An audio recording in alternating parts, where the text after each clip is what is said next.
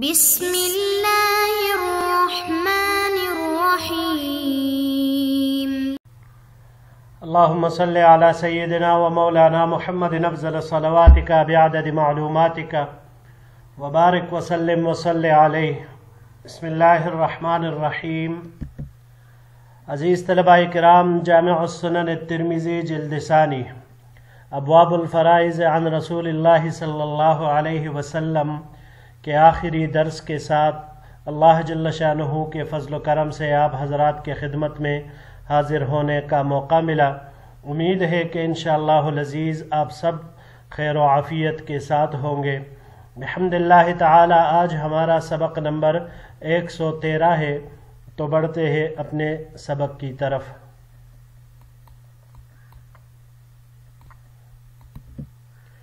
باب ما جاء فی الرجل یسلم علی ید الرجل، یہ باب اس شخص کے حکم کے بارے میں ہے کہ جو کسی مسلمان کے ہاتھ پر اسلام قبول کرتا ہے۔ وبہ قال حدثنا ابو قریب قال حدثنا ابو اسامۃ وابن نمیر ووقیع عن عبد العزیز بن عمر بن عبد العزیز عن عبد اللہ ابن موہب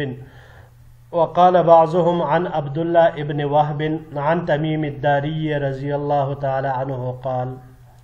ہمیں روایت کی ابو قریب نے، انہوں نے روایت کی ابو اسامہ سے، انہوں نے ابن نمیر سے اور وقیع سے، انہوں نے عبدالعزیز ابن عمر ابن عبدالعزیز سے، انہوں نے عبداللہ ابن موہب سے، جبکہ بعض حضرات کا کہنا ہے کہ یہ عبداللہ ابن وہب ہے، اور عبداللہ ابن وہب یا عبداللہ ابن موہب انہوں نے حضرت تمیم داری رضی اللہ تعالی عنہ سے روایت کی ہے، قال کہ تمیم داری رضی اللہ تعالیٰ عنہ نے فرمایا، سألت رسول اللہ صلی اللہ علیہ وسلم، کہ میں نے حضور نبی کریم صلی اللہ علیہ وسلم سے پوچھا، ما السنۃ فی الرجل من اہل الشرک یسلم علی ید رجل من المسلمین، کہ اس مشرک کے بارے میں کیا حکم ہے جو کسی مسلمان کے ہاتھ پر اسلام لایا ہو۔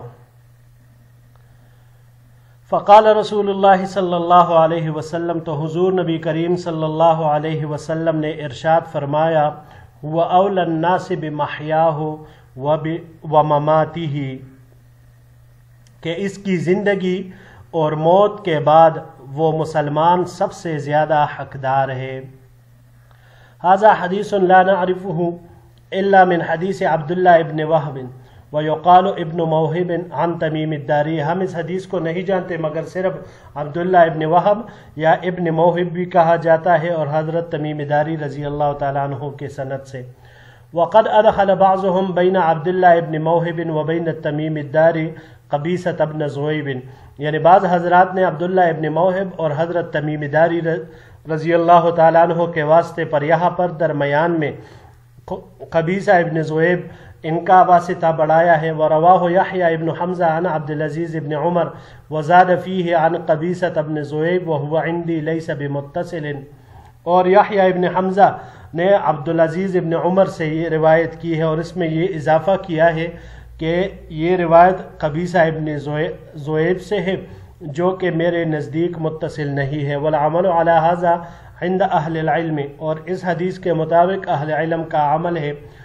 وقال بعضهم، جبکہ بعض دیگر حضرات فرماتے ہیں، یجعل میراثہ فی بیت المال، کہ اس کا میراث بیت المال میں رکھا جائے گا، وہو قول الشافعی، جو کہ امام شافعی صاحب رحمۃ اللہ علیہ کا قول ہے۔ واحتج بحدیث النبی صلی اللہ علیہ وسلم ان الولاء لمن اعتق، کہ حضور نبی کریم صلی اللہ علیہ وسلم کے اس حدیث پر وہ استدلال کرتے ہیں کہ ولا اسی کے لیے ہوگا جس نے آزاد کیا۔ جی عزیز طلباء کرام، یہ حدیث مبارک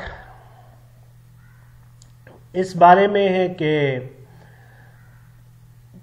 ایک کافر جب مسلمان ہو جاتا ہے کسی مسلمان کے ہاتھ پر، تو یہ نو مسلم جس مسلمان کے ہاتھ پر ایمان سے مشرف ہوا ہے، مسلمان ہوا ہے، تو وہی مسلمان اس نو مسلم کا مولا ہوتا ہے۔ اس کو عقد موالات کہا جاتا ہے۔ ابتدا میں یہ دستور تھا کہ جب کوئی شخص کسی کے ہاتھ پر اسلام قبول کر لیتا تو اس سے یہ عہد لیا جاتا کہ میرے وفات کے بعد تم میرے مال کے حقدار ہو. اگر میں نے خدا نخواستہ کوئی جرم کیا اور مجھ پر دیت یا کوئی اور شے لازم ہوئی تو تم نے اسے ادا کرنا ہے. اسے عقد موالات کہا جاتا تھا. حضور نبی کریم صلی اللہ علیہ وسلم نے بھی اس عقد کو جاری رکھا تھا اور ایسا عقد کرنے والے کو ایک دوسرے کا وارث بھی قرار دیا تھا. اب سوال یہاں پر یہ ہے کہ عقد موالات کا حکم اب بھی باقی ہے یا یہ منسوخ ہو چکا ہے؟ تو اس کے بارے میں فقہاء کرام کے درمیان اختلاف ہے. جمہور علماء کہتے ہیں کہ ابتدائی اسلام میں یہی حکم تھا کہ عقد موالات کرنے والے آپس میں ایک دوسرے کے وارث ہوتے ہیں، لیکن بعد میں یہ حکم منسوخ ہو گیا کیونکہ پھر ایک حدیث کی وجہ سے، اور وہ حدیث جس کی وجہ سے یہ حکم منسوخ ہو گیا وہ یہ جو آخر میں حدیث لکھی ہے ان الولاء لمن اعتق، کہ بھئی ولا صرف اس صورت میں ہوگی جب کوئی شخص کسی کو آزاد کرے. تو پتہ چلا کہ حکم جو ما قبل میں تھا عقد موالات کی صورت میں وہ ختم ہو چکا ہے، تو لہٰذا ایسے شخص کا مال وہ بیت المال میں ہی جمع کیا جائے گا. احناف کے نزدیک اگر ایک شخص دوسرے کے ہاتھ پر اسلام قبول کرتا ہے اور ساتھ ہی عقد موالات کرتا ہے تو حدیث باب کی روح سے یہ اب بھی جائز ہے، لیکن اس شرط پر کہ مرنے والے کا کوئی رشتہ دار نہ ہو. یعنی اگر مرنے والے کا کوئی رشتہ دار ہو تو پھر وہی اس مرنے والے کی جتنی بھی میراث ہے اس کا وارث وہی بنے گا. بعض حضرات کے نزدیک جو حدیث کے الفاظ ہے ہوا اول الناس بمحیاہ و مماتہ، کہ وہ سب سے زیادہ حقدار ہے، تو اس سے مراد ہوا اول الناس، اس کی مراد یہ ہے کہ مسلمان کرنے والے پر یہ حق سب سے زیادہ ہے کہ وہ اس نو مسلم کی زندگی میں امداد اور خیرخواہی کرے، بلکہ اس کے مرنے کے بعد بھی اس کے ساتھ خیرخواہی کرنی چاہیے. تو مرنے کے بعد خیرخواہی مطلب اس کا نماز جنازہ پڑھائے، اچھے طریقے سے اس کی تکفین وغیرہ سارا انتظام وہ کرے. تو بعض حضرات نے یہ معنی بھی مراد لیا ہے.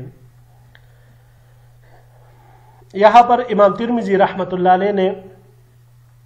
سند کے حوالے سے ذکر کیا ہے کہ اکراوی عبداللہ ابن موہب، جو انہوں نے جیسے یہاں پر ذکر کیا یا عبداللہ ابن وہب ہے یا موہب ہے، تو ان کے اور حضرت تمیم داری رضی اللہ تعالیٰ عنہ کے واسطے میں ان دونوں کے درمیان ایک واسطے کا اضافہ بعض حضرات نے قبیصہ ابن زویب کی صورت میں یہ کیا ہوا ہے، لیکن پھر آخر فرماتے ہیں یہ یحییٰ ابن حمزہ فرماتے ہیں کہ پھر وہ میرے نزدیک یہ متصل نہیں ہے. جی بڑھتے ہیں اگلے سلائیڈ کی طرف.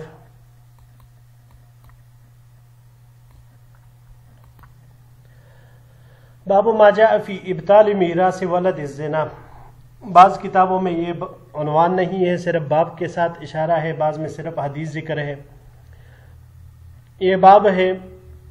ولد زنا کے میراث کے ابطال کے بارے میں. وبه قال حدثنا قتيبة قال حدثنا ابن لهيعة عن عمرو بن شعيب عن أبيه عن جده أن رسول الله صلى الله عليه وسلم قال. ہمیں روایت کی قتیبہ نے، انہوں نے ابن لہیعہ سے، انہوں نے عمرو بن شعیب سے، انہوں نے اپنے والد مکرم سے، انہوں نے اپنے دادا سے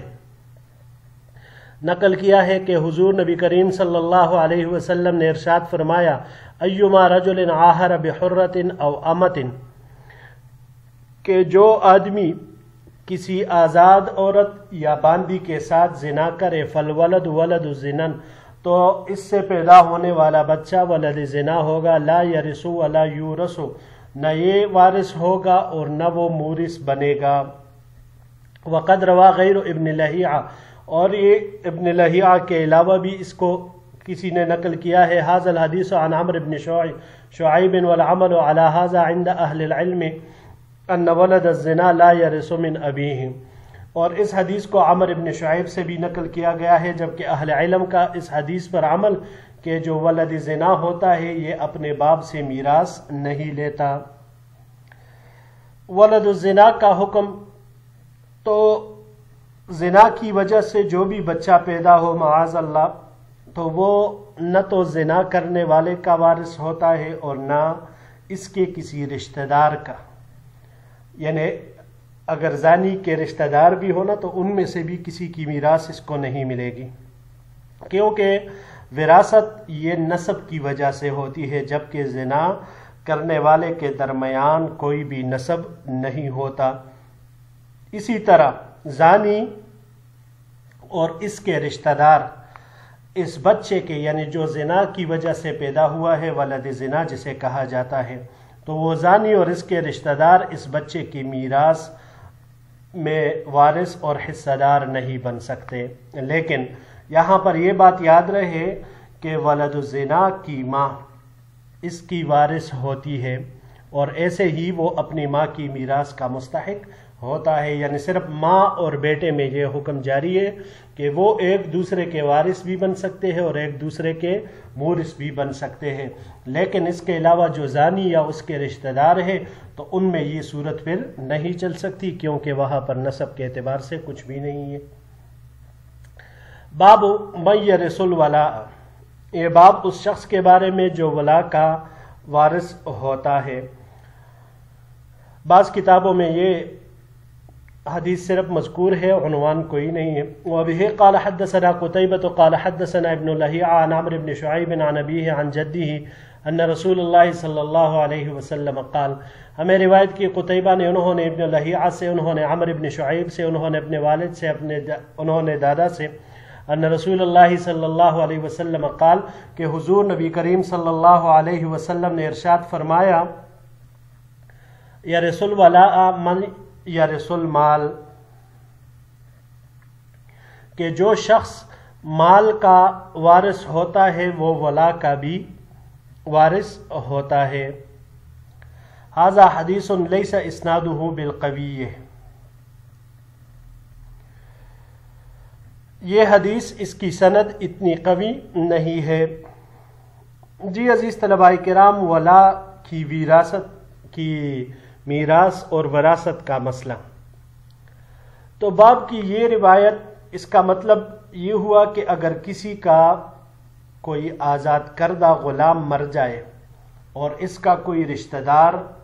نہ ہو، ایسا رشتہ دار جو مطلب ذوی الفروض یا عصبہ میں سے نہ ہو، تو پھر آزاد کرنے والا جس نے اس کو آزاد کیا ہے تو وہی اس کے لیے عصبہ بنفسہ ہی ہوگا اور وہی اس کا وارث ہوگا۔ لیکن اگر آزاد کنندہ، آزاد کرنے والا مر جائے تو اس کے ورثہ اس ولا کے وارث ہوں گے، لیکن ان وارثوں کا عصبہ بنفسہ ہی اور مرد ہونا ضروری ہے، خاتون کو اس میں سے ولا نہیں ملے، کیونکہ عورتیں عصبہ بنفسہ ہی نہیں ہوتی۔ ہاں، عورت ایسے آزاد شدہ غلام کے مال کی وارث ہوتی ہے جسے اس نے خود آزاد کیا ہو، یعنی اگر عورت نے خود اسے آزاد کیا ہو تو پھر وہ بن سکتی ہے، ورنہ کسی دوسرے کے غلام میں وہ عصبہ بنفسہ ہی نہیں بن سکتی۔ جی بڑھتے ہیں آخری باب کی طرف۔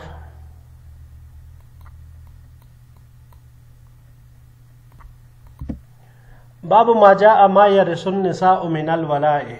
یہ بعض کتابوں میں یہ بھی بغیر عنوان کے ہے،